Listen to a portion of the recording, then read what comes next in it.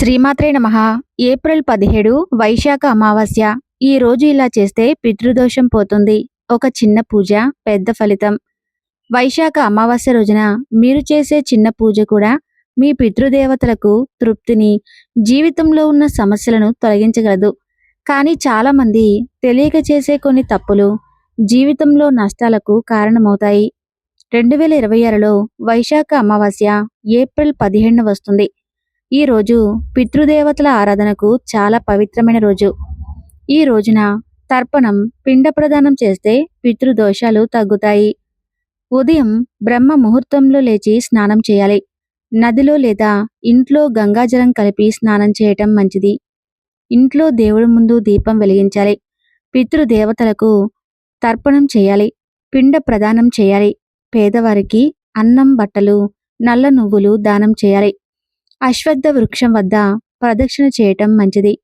ఈ రోజు చేయవలసిన పనులు: ఈ రోజు తర్పణం, పిండ ప్రదానం చేయాలి.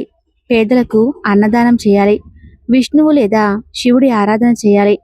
పితృదేవతల జపం, ఉపవాసం ఉండటం చేయాలి.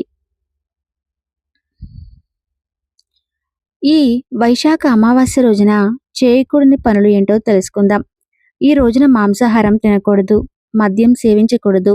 ఎవరి జోలికి వెళ్ళి తగాదాలు పెట్టుకోకూడదు.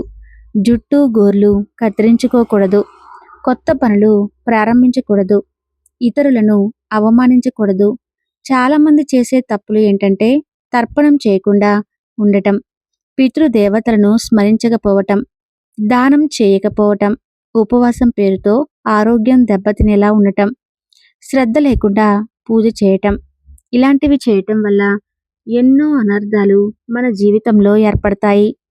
ఈ రోజున తప్పకుండా పితృదేవతల కోసం దీపం వెలిగించడం మంచిది. భక్తితో చేసిన చిన్న పూజ కూడా పెద్ద ఫలితాన్ని ఇస్తుంది. వైశాఖ అమావాస్య రోజున ఈ నియమాలు పాటిస్తే పితృదేవతల ఆశీస్సులు మీకు తప్పకుండా లభిస్తాయి. వైశాఖ అమావాస్యలోపు తప్పకుండా వినాల్సిన కథ. వైశాఖ మాసంలో వచ్చే అమావాస్య చాలా పవిత్రమైనదిగా భావించబడుతుంది. ఈ రోజు పితృదేవతలకు తర్పణము, పూజలు చేయటం వల్ల ప్రత్యేక ఫలితాలు లభిస్తాయని పురాణాలు చెబుతున్నాయి. పూర్వం ఒక రాజు ఉండేవాడు. అతని పేరు ధర్మవంతుడు. అతను మంచి పాలకుడు. అయినా తన జీవితంలో ఒక పెద్ద సమస్యతో బాధపడేవాడు. అతనికి సంతానం లేకపోవటం. ఒకరోజు అతను ఒక మహర్షిని కలుసుకుని తన సమస్య చెప్పాడు. అప్పుడు ఆ మహర్షి ఇలా చెప్పారు: రాజా, నీ పూర్వీకులు అంటే పితృదేవతలు సంతోషంగా లేరు. వారు నీ చేత తర్పణం, పిండి ప్రదానం కావాలని ఎదురు చూస్తున్నారు. ముఖ్యంగా వైశాఖ అమావాస్య రోజు నువ్వు పితృదేవతలకు తర్పణం చేస్తే మీ సమస్యలు తొలగిపోతాయి అని చెప్పగానే రాజు మహర్షి చెప్పినట్లు వైశాఖ అమావాస్య రోజు నది దగ్గర స్నానం చేశాడు. పితృదేవతలకు తర్పణం చేశాడు. పిండ ప్రదానం చేశాడు. బ్రాహ్మణులకు దానమిచ్చాడు. ఈ విధంగా శ్రద్ధగా పూజ చేశాడు. కొన్ని రోజుల్లోనే అతనికి పితృదేవతలు సంతోషపడ్డారు.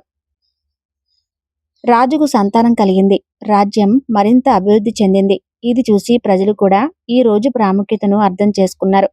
పూర్వీకుల ఆశీర్వాదం ఎంతో ముఖ్యమైనది. అమావాస్య రోజున తర్పణం చేస్తే పాపాలు తొలగిపోతాయి. వైశాఖ అమావాస్య ప్రత్యేకంగా పితృపూజకు ఉత్తమమైన రోజు. ఈ రోజు చేయాల్సినవి: ఉదయం స్నానం చేసి పితృ తర్పణం చేయాలి. పిండ ప్రదానం చేయాలి. బ్రాహ్మణులకు అన్నదానం చేయాలి. గోవులకు ఆహారం పెట్టాలి. ఇలా చేసినట్లయితే మీ జీవితంలో దేనికి కూడా లోటు లేకుండా మీ జీవితం ఎంతో సంతోషంగా సాగిపోతుంది. ఈ వీడియోలో సమాచారం మీకు నచ్చినట్లయితే తప్పకుండా ఈ వీడియో కింద మీ అభిప్రాయాన్ని కామెంట్ రూపంలో తెలియచేయండి. అలానే వీడియోకి లైక్ చేసి వెళ్ళండి. Thank you.